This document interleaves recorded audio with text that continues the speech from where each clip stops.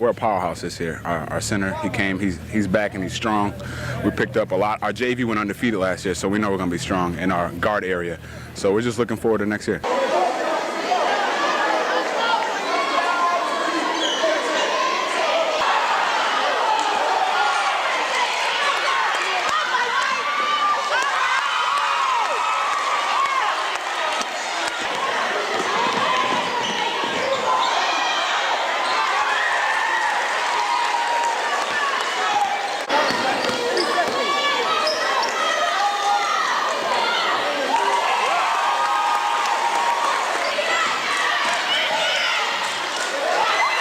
Our heads were on this whole week. We just knew what we had to come out here and do.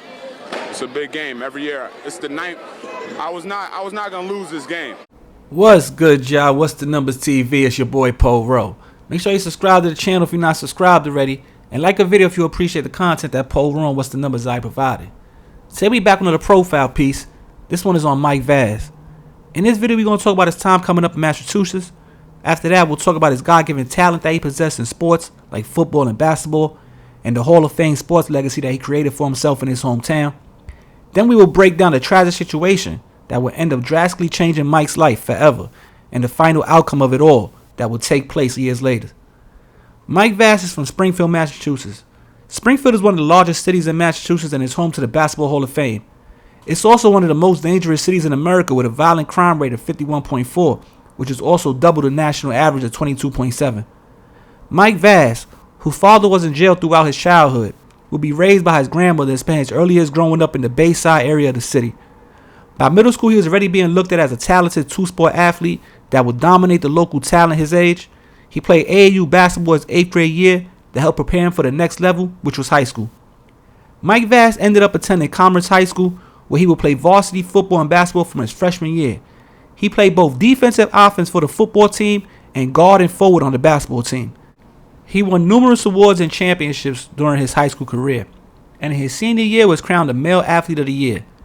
He still is the only player in state history to win both the main football and basketball accolades in the area. After graduating from Commerce High School in 2003, Mike would attend college. He had options though, as Syracuse University was interested in Mike for football and basketball, but wanted him to go to a prep school for a year to get his grades in order after coming up a little short on his SAT score. But rather than go the prep school route, Mike decided to attend UMass on a partial scholarship with the hopes of playing football there after a redshirt year.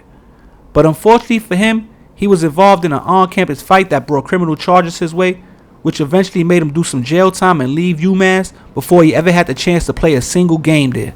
Mike wasn't done though, because after leaving UMass, he ended up at a community college where he played basketball and performed well enough to earn himself another scholarship. This time it was to attend Division II AIC, which is short for American International College. But unfortunately for Mike, while at AIC, he would violate his probation and lose his scholarship once again because of it, which eventually led him to drop out of college for good. Once done with school, Mike kind of became a fixture in the city's nightlife for a bit, where you could find him out and about in different spots showing love to the people that knew him. But he also had another side to him that was known for putting hands on anybody that started a problem with him or rubbed him the wrong way. After a few years of not doing too much when it came to sports, Mike eventually decided to join the New England Blitz and then the New England Surge, which are semi-pro football teams out of Boston and Worcester, Massachusetts. He would go on to do the semi-pro football thing for a few years, even winning nationals with the Blitz. But then in February of 2013, Mike Vaz's life would take an unexpected turn for the worse when he was shot in a domestic dispute by the ex-boyfriend of a girl that he was dating at the time. The story that would come out was that a man by the name of Anthony Brown, who was the ex-boyfriend of Julie Treadwell, forced his way through the back door of her home in the early hours of the morning. Once inside, he will be confronted by Mike Vaz and Julie's juvenile son. Next, a struggle ensued between Anthony Brown and Mike, with Brown producing a gun during the altercation. Julie's juvenile son locked himself in the bathroom while the two men were fighting, and that's when Mike was shot in the arm as he jumped out a second-floor window to escape. Once Mike landed on the lawn, Brown began firing from an upstairs window and shot Mike again, hitting him in the shoulder and back.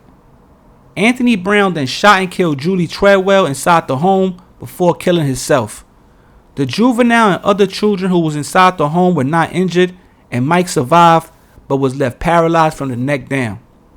But that wouldn't be the end for Mike, as eventually he regained some movement in his arms and vowed to never give up on his dream to walk again. He set up numerous domestic violence awareness events and used his story as life lessons others could learn from. He was inducted into the Springfield Public School Athletic Hall of Fame in November of 2013 and is still one of, if not, the only player to achieve both awards in football and basketball in the same year. After the Hall of Fame induction, Mike would fall back from the spotlight in an effort to focus on his rehabilitation. He still did his domestic violence awareness events and the occasional interview, but for the most part, he was out of the public eye. He never was able to walk again, but he was still very alert mentally and well-spoken. But over time, his health began to fail from being confined to a bed or a wheelchair 24/7.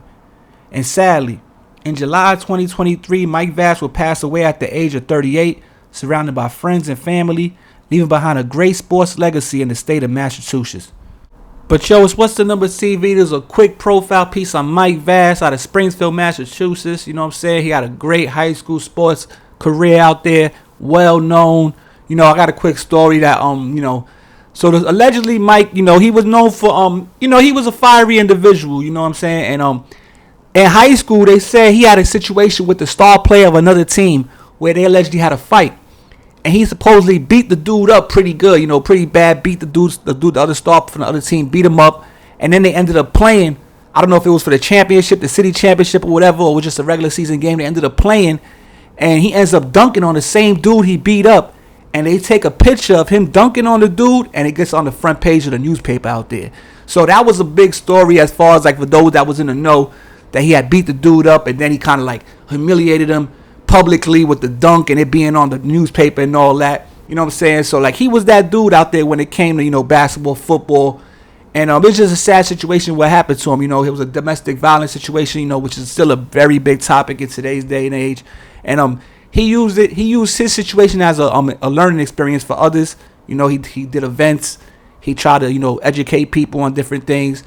He also did some interviews where he spoke about his career. He spoke about his life. He was giving back with his story. You got to commend that. Now, sadly, his health, it didn't allow him to live past, even get to 40 years old. He died at the age of 38. But, while he was here, he did, leave his mark. You know what I'm saying? That's why I'm doing this profile piece right now on him. Also, I want to say, sometimes things, it could be one way. It's a quick little instance where things can go from you on the right trajectory to headed down the wrong. You know what I'm saying? Like maybe he could have been in Syracuse. He gets a few more points on his SATs. He's at Division I Syracuse playing football and basketball. Like maybe a Donovan McNabb or something. You understand what I'm saying? It's been done before at that same school. So, but those couple points forced him to stay home en masse, and that created a situation where he got into some type of situation where he caught a case. That case gets him kicked out of UMass. That same lingering case being on probation gets him kicked out of AIC. And from there, he's just out running around the city, going out, meeting different people, different females. He ended up playing semi-pro. I think he met the girl. He said while he was playing semi-pro down south, down Florida, son, he came back or he met her back. Something that he ended up getting with this girl. He was at her house, and that's when this whole situation, happened. Did he know that was going to happen? Did he have prior run-ins with the dude? He said he didn't. Did the dude know that his baby mother, was dealing with somebody else? He probably did. Did he know it was Mike to be exact? I don't know. But this is how everything played out. You know what I'm saying? So it's a sad situation. I just doing this profile piece, shed some light on him. You know what I'm saying? His story, and just something different on What's the Numbers TV, man. So like, shout out to y'all. Shout out to him. Rest in peace. And like I said, man, it's What's the Numbers TV. Make sure y'all subscribe to the channel. Hit the like button.